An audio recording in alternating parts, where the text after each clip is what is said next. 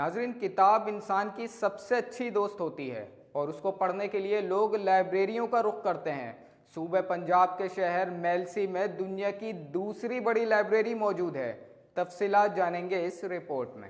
قدیم تہذیبی گہوارہ اور سفید سونے کا مرکز پاکستان کے دل میلسی کے علاقے کو یہ بھی شرف حاصل ہے کہ دنیا کی دوسری سب سے بڑی نجی لائبریری یہاں قائم ہے۔ مسعود جھنڈیر ریسرچ لائبریری سن 1890 میں علم کے دوست میاں غلام محمد چغتا نے 700 سے زائد کتابوں سے شروع کی۔ ان کی وفات کے بعد سن 1936 میں ان کے نواسے تعلیم یافتہ نوجوان ذمہ دار میاں مسعود احمد جھنڈیر نے اسے باقاعدہ لائبریری کی شکل دی۔ میاں مسعود احمد جھنڈیر اور ان کے بھائیوں نے علم کے اس خزانے کو نہ صرف جدید ترین خوبصورت عمارت تعمیر کی بلکہ کتابوں کی تعداد میں بھی اضافہ کیا۔ کتابوں کے حصول کے لیے انہوں نے نہ صرف ملک بلکہ بیرون ملک بھی سفر کیے۔ الہامی ملفوظات سے لے کر شعر و ادب، اردو، فارسی، جرمنی، انگریزی کے علاوہ دیگر 20 سے زائد زبانوں کے علمی خطاطی، مصوری اور دستکاری نمونے بھی یہاں موجود ہیں۔ کتابوں کی تعداد 3 لاکھ سے تجاوز کر چکی ہے۔ 5.5 ایکڑ اراضی پر واقع خوبصورت عمارت جھیل، فوارے، باغ، سہرگاہ پر مشتمل ہے۔